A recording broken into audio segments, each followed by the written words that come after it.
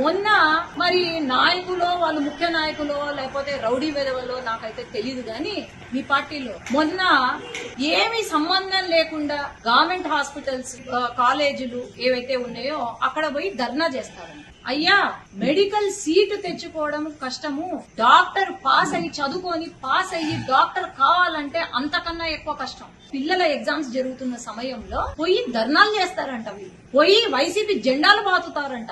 ఏది ఎప్పుడో శాంక్షన్ అయిన మెడికల్ కాలేజీలకు నాకు తెలుసు. ఒక డాక్టర్ కావాలంటే 24 గంటల్లో 20 గంటలు కష్టపడాలా. 20 గంటలు ఏమి నిద్ర తిండి లేకుండా కష్టపడు. మీకా ఉండేది ప్రేమ ఒకటే. మీరందరూ అర్థం చేసుకోవాలా. ఈ రోజు పీపీపీ కింద మెడికల్ కాలేజెస్ వస్తే కనుక ఒక ఆధునిక వ్యవస్థ ఏర్పాటవుతుంది. ఎక్కడికో వెళ్లాల్సిన అవసరం లేదు. పేదవాడు ఇక్కడే ట్రీట్మెంట్ చేసుకోవచ్చు. ఏఐ కానివ్వండి, లేకపోతే మన పిల్లలకు మెడికల్ కాలేజ్ పిల్లలకు మాకు తెలుసు ఎట్లా ఉంటుంది. గవర్నమెంట్ కాలేజ్ లో కరెక్ట్ గా సదుపాయాలు లేక మేము ఎట్లా కష్టపడతాము, స్టూడెంట్స్ గా ఎట్లా కష్టపడ్డాము అని మాకు తెలుసు. మోడర్నైజేషన్ వద్దా, పీపీపీ కింద వస్తే మనకు మంచి జరుగుతుందే తప్ప ఎక్కడా కూడా నష్టం.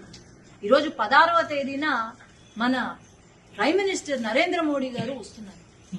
అది ఎంతో పెద్ద అచీవ్మెంట్.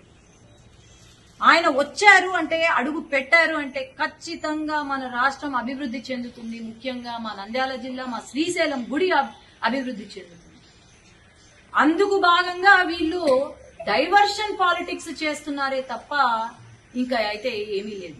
అదే సమయంలో ధర్నాలంట, రచ్చబండ కార్యక్రమాలు ఎందుకు పెడతారండి? రచ్చబండ కార్యక్రమాలు నాకైతే అర్థం కావడం. ఈ ఇష్యూ పైన కోటి సంతకాలు ఈ ఇష్యూ పైన పెడతారు.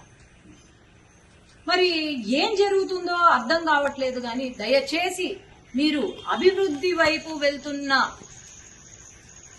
పార్టీ చంద్రబాబు నాయుడు గారు 24 గంటలు, లోకేష్ అన్న గారు గాని 24 గంటలు మన గురించి, మన రాష్ట్ర అభివృద్ధి గురించి ఆలోచన చేస్తున్నారు తప్ప మీలాగా గాలికి వదిలేసి అభివృద్ధి లేక, సంక్షేమము లేక, లేకపోతే అసలు మీ సొంత కార్యకర్తలను కూడా పట్టించుకునే వాళ్ళు లేక, మీకు ఏం చేయాలో తోచక ఇలాంటి టైం పాస్ వేషాలు మాత్రం వెయ్యొద్దని నేను కోరుకుంటున్నాను.